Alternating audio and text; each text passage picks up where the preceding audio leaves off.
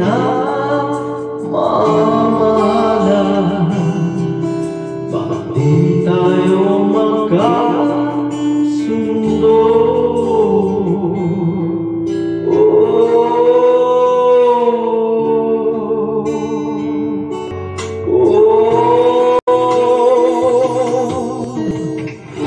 Hindi ka ba napapagod? O di